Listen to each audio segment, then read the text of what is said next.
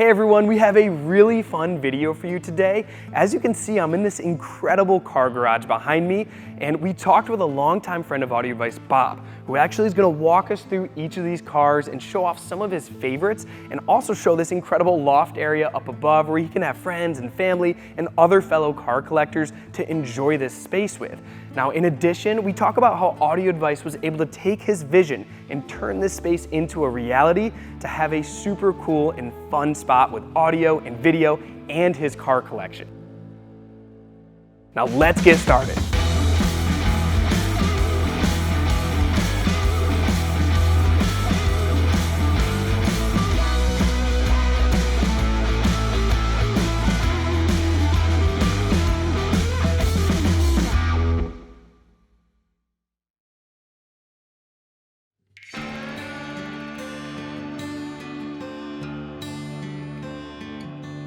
Well, I've always had some kind of garage. I've always had some kind of workshop that I've enjoyed, and again, both working on cars and storing cars. And it's just been a matter of progressing through a few generations of that to finally achieving something like this.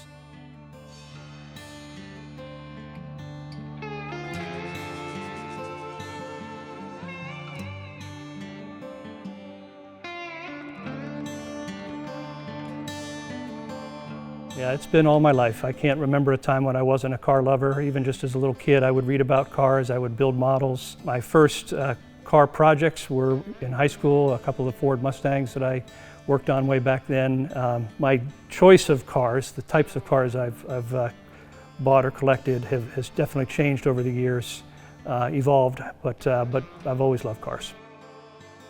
I can remember a day when I was in high school, and up to that point, I really didn't know foreign cars at all. Like I said, I started my passion with a Ford Mustang, and our neighbor pulled into his driveway, and before I saw it, I heard it, and it was unlike anything I'd ever heard before. He pulled into his driveway with a what would have been a late 70s 911, and I was smitten. I never looked back. I always had in my mind that was a car I would love to own someday.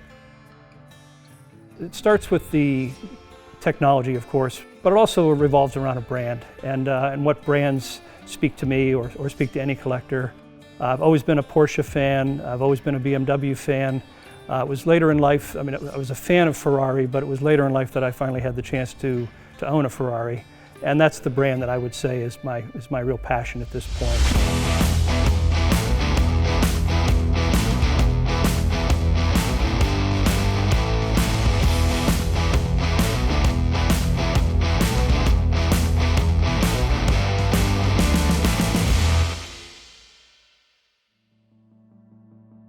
There are older cars and newer cars here, and as you probably know, it's very difficult to work on newer cars if you're not a trained professional. There's not that much that can be done to them by an amateur. So I enjoy working on the older cars. Those are the ones that I really feel like I can dig my hands into. There are quite a few here that I've worked on. The Ferrari 512 BBI is a car that I tore apart during the COVID, actually, when we had to lock down for a couple of years. That was my COVID project, and I loved every minute of it. But probably the car here that I'm most proud of in terms of working on it is the Dino, the Ferrari Dino from 1971. It's a car I bought about 4 or 5 years ago with the expectation that I was going to do a full restoration on it. And I tore it all apart. I took it down to all its individual components, and then I handed it off to a shop that was expert in restoring and putting it back together. And that's a very unique and special car.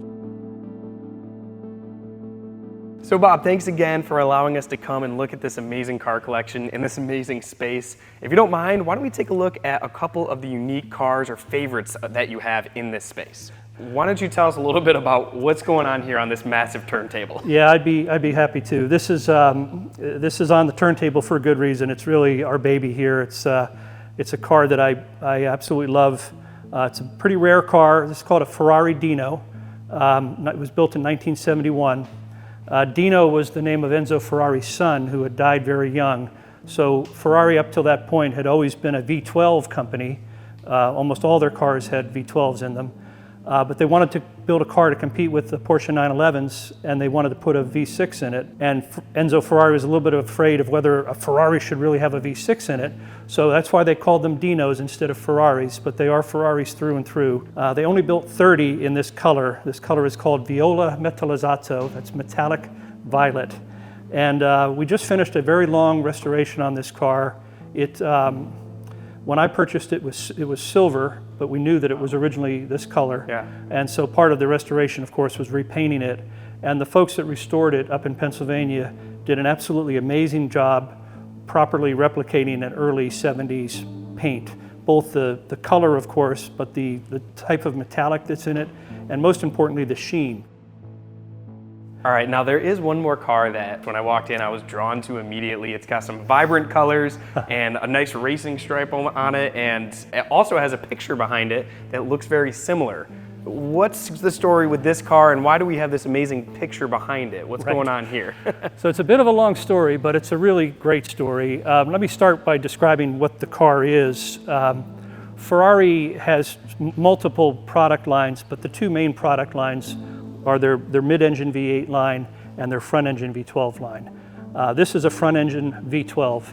And what Ferrari does at the end of every major model run is they build a very, very limited special edition of that car, which is usually much lighter weight and a little bit more horsepower, and they sell those to their best clients. So I was lucky enough to get a chance to buy one of those cars, and I immediately decided that I wanted to do something really special with it and make it a tribute to a very famous old Ferrari, the one that's on the wall. The car on the wall is a 250 GTO, one of the most famous cars in the world, and that's a photo of it running the Targa Florio in Italy in the early 60s. There are only 36 of those 250 GTOs in the world. They all still exist, and I really wanted to sit down and design something that would be a tribute to that. Yeah. And we went to Ferrari TaylorMade in New York and spent basically a day designing every detail of this car. Wow. To match that car. And they were kind enough, I'll show you here, they were kind enough to note that on the door sill. Oh, wow, yeah. So it's TaylorMade, inspired by the 250 GTO serial number 3445. I'll also love to show you the engine in this car because Ferrari is, as I said earlier, famous for their V12s. So I call this a front engine V12, but in fact it's actually a front mid-engine V12. Wow. The engine sits back behind the front wheels and it sits very, very low. So this car actually handles more like a traditional mid-engine car. Okay. But it's a naturally aspirated V12, no turbos, no other help, no hybrids, and it's about 819 horsepower. Wow. So it'll get up and go. Yep.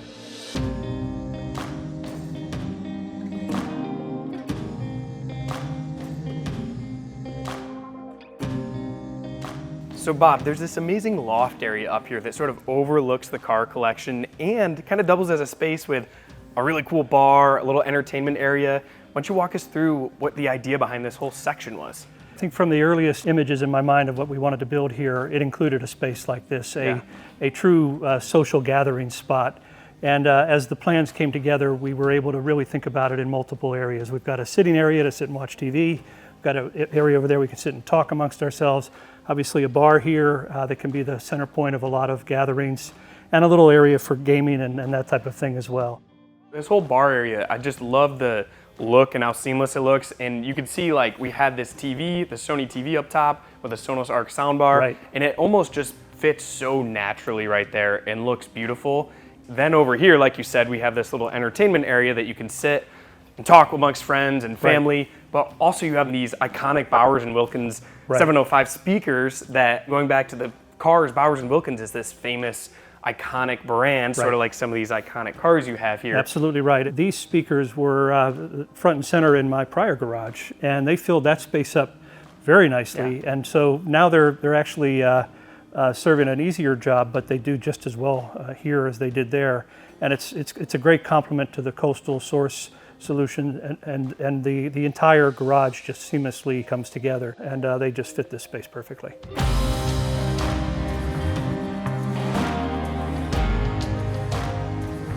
best way to explain it is to say that car collecting and enjoying cars is a group thing.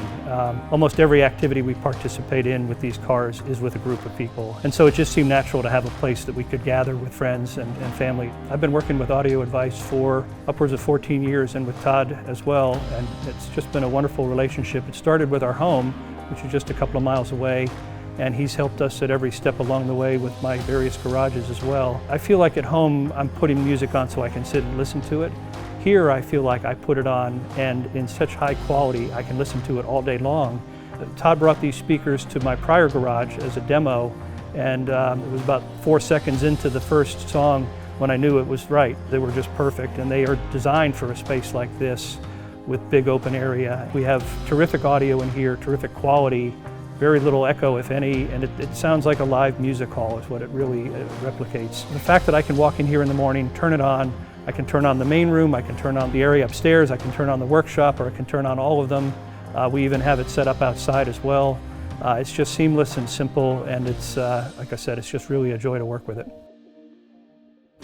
Bob, thank you for letting us in this amazing space. We really appreciate it. It was really great to hear your story and the passion that you have in this car collection and audio and how you implemented it into this space and have a great spot for your friends and family to come and enjoy this with you. Well, thank you. It's been a pleasure having you here, and thanks also for 14 wonderful years of partnership with Audio Advice as well. This space wouldn't be what it is today without that partnership. Absolutely. Guys, if you want to check out all the products we have in this space, you can go to audioadvice.com, click the link in the description below to check it out. We'll also have a more detailed article and a lot more photos to check out all the cars that are in Bob's collection. Now, if you haven't already subscribed, make sure you hit the subscribe button, give this video a like, and check out all of our content on our website, audioadvice.com. Thanks for watching, and we'll see you next time.